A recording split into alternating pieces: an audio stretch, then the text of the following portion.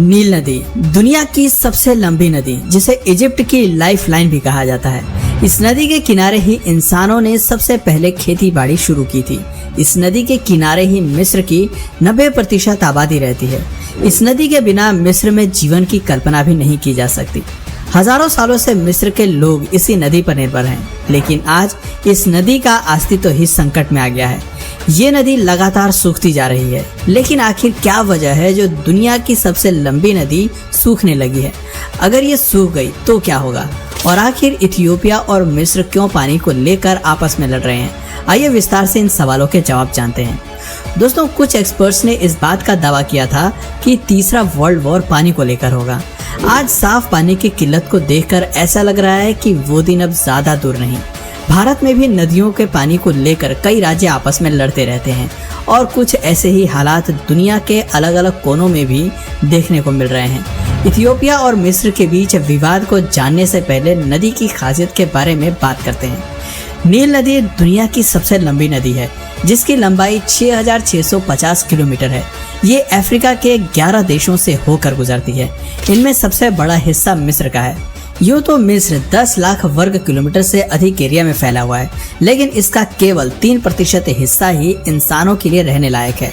अन्य सभी जगह विशाल रेगिस्तान मौजूद हैं। इसी देश के बीच से होकर नील नदी गुजरती है।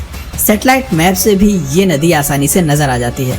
ये पूरे मिस्र में साफ पानी का एकमात्र स्रोत है।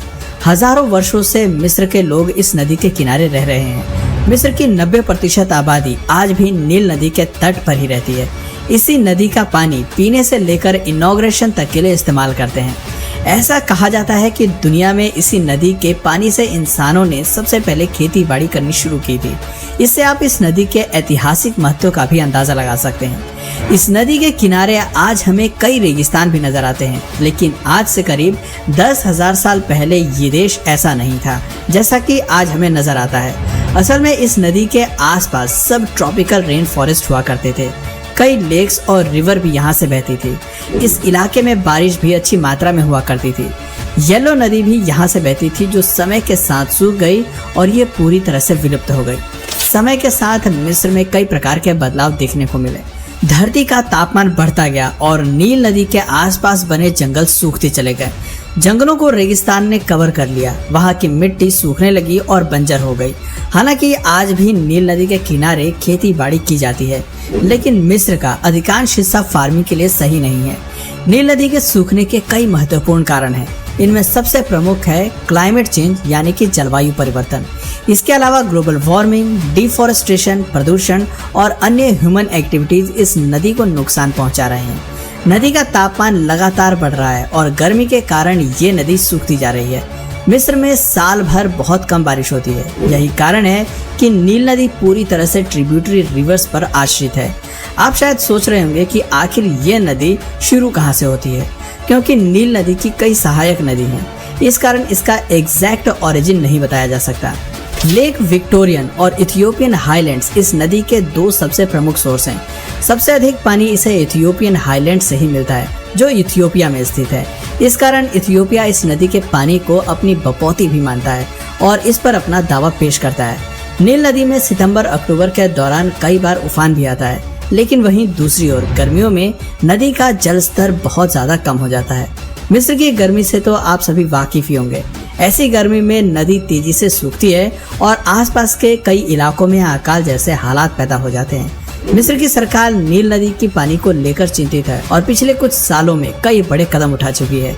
वो किसानों को एफिशिएंट इरिगेशन करने की सलाह दे रही है और ऐसी फसलें उगाने को कह रही है जिनमें कम से कम पानी का इस्तेमाल हो। एक समय पर नील नदी के आसपास अच्छी खासी वाइल्ड लाइफ हुआ करती थी। ये बात वहाँ मौजूद केव पेंटिंग्स में भी पता चलती है। चारों ओर जहाँ हरियाली नजर आती थी, आने वाले कुछ समय में उसी जगह के लोग पानी को तरसते नजर आएंगे। नील नदी के आसपास वाइल्ड लाइफ लगभग खत्म हो गई है। आज यहाँ आसपास कुछ ही कैनाल्स बची हुई हैं, जहाँ पर ऊंट अपनी प्यास बुझाने के लिए आते हैं। उन जलाशयों में मिस्र के खतरनाक क्रोकोडाइल्स भी रहते हैं। मिस्र के इतिहास पर नजर डाली जाए तो इनका एक समृद्ध इतिहास रहा है। ये जगह सिर्फ पिरामिड्स के लिए मशहूर नहीं है, बल्कि यहाँ पर आइवरी और गोल्ड का भी बड़े स्तर पर व्यापार किया जाता था। 3rd सेंचुरी एडी में ये एक ट्रेडिंग हब के रूप में विख्यात था। लेकिन आज मॉडर्न इजिप्शियन कम्युनिटी के आगे कई मुश्किलें खड़ी हैं। अगर समय रहते उन समस्याओं को दूर नहीं किया गया तो मिस्र और यहाँ के शहर सिर्फ एक मेमोरी बनकर रह जाएंगे। मिस्र के सामने कई जियोपॉलिटिकल डिस्प्यूट भी हैं और ये डिस्प्यूट भी पानी को लेकर ही हैं। बीते कई सालों से इथियोपिया और मिस्र के बीच जल संकट को लेकर विवाद जारी है। असल में इथियोपिया का कहना है कि उनके देश से निकलने वाला पानी पर उनका अधिकार है। वो नील नदी की मुख्य सहायक नदी पर एक बांध परियोजना बना रहे हैं। 2011 में इथियोपिया ने एक विशाल डैम का निर्माण किया था। इस प्रोजेक्ट का नाम ग्रैंड इथियोपियन रेनिएसेंस डैम है, जिसे GERD के नाम से भी जाना जाता है। तैयार होने के बाद यह अफ्रीका का सबसे बड़ा डैम होगा। इस प्रोजेक्ट पर इथियोपिया $5 बिलियन खर्च कर रही है और ये प्रोजेक्ट अब लगभग अपने अंतिम चरण पर है। इस डैम में 1874 किलोमीटर स्क्वायर एरिया में पानी स्टोर किया जा सकता है। इस डैम का पानी स्टोर करने की क्षमता 74 बिलियन क्यूबिक मीटर्स है।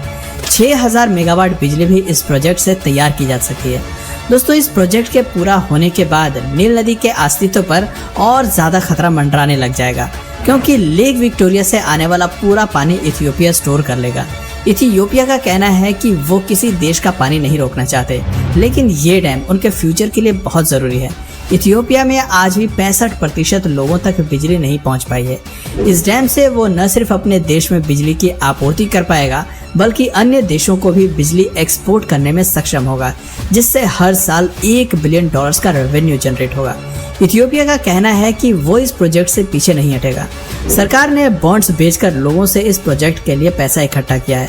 साथ ही उनका कहना है कि इस पानी का इस्तेमाल वो खेती बाड़ी में करेगा और देश में वाटर शॉर्टेज की कमी को दूर करेगा। GERD को लेकर जब बात मीडिया में आई तो अन्य देशों ने भी इसको गलत बताया। यहाँ पर मिस्र को सबसे बड़ा साथ सूडान का मिला। जैसा कि हमने आपको बताया कि नील नदी मिस्र के अलावा 10 से अन्य अफ्रीकी देशों से होकर गुजरती है। इनमें सूडान का नाम भी शामिल है। सूडान और US ने मिलकर इथियोपिया और मिस्र के बीच जल संकट को दूर करने की कोशिश की और दोनों देशों के प्रतिनिधियों को आमने सामने बिठाया गया। इथियोपिया ने आश्वस्त किया कि वो नील नदी का पानी ब्लॉक नहीं करेगा और जरूरत के अनुसार पानी छोड़ता रहेगा, लेकिन मिस्र इथियोपिया के फैसले से खुश नहीं है। उनका मानना है कि इस तरह पूरे पानी पर इथियोपिया का अधिकार रहेगा और उन्हें हमेशा इसके आगे झुकना होगा। फिलहाल इस मुद्दे पर कोई निष्कर्ष नहीं निकल पाया है। वहीं दूसरी ओर यदि नील नदी का पानी सूखता है तो उन हालातों से निपटने के लिए मिस्र ने प्लान B पर काम करना शुरू कर दिया है। मिस्र एक आर्टिफिशियल रिवर बना रहा है जो नील नदी के पैरेलल होगी। इस नदी को उन्होंने न्यू डेल्टा नाम दिया है, जिसमें वो बड़ी संख्या में पानी को स्टोर कर पाएंगे। लेकिन देखना होगा कि आखिर उनका ये प्रोजेक्ट कितना सफल हो पाता है। पहले के जमाने में किसी ने नहीं सोचा होगा कि एक समय पर पानी को लेकर भी देश आपस में भिड़ जाएंगे। शायद इसी को शास्त्रों में कलयुग कहा गया है। तो दोस्तों, ये थी फादर ऑफ अफ्रीकन रिवर नील नदी के बारे में पूरी जानकारी। अब भी समय है इंसानों को ग्लोबल वार्मिंग कम करने और जलवायु परिवर्तन की दिशा में कुछ महत्वपूर्ण कदम उठाने होंगे, वरना वो दिन दूर नहीं जब दुनिया की अन्य नदियों का हाल भी नील नदी के जैसा हो जाएगा और कई देश आपस में बूंद बूंद के लिए भिड़ रहे होंगे। इसको लेकर आपकी क्या राय है, नीचे हमें कमेंट सेक्शन में जरूर बताइए। अगर वीडियो अच्छी लगी तो इसे लाइक और शेयर अवश्य करें और अगर आप इस चैनल पर नए हैं तो प्लीज इस चैनल को सब्सक्राइब करके बेल नोटिफिकेशन आइकन को ऑन कर लीजिए, ताकि हमारे आने वाले वीडियोस आप मिस ना करें। मिलते हैं फिर किसी वीडियो में नए टॉपिक के साथ, तब तक के लिए नमस्कार।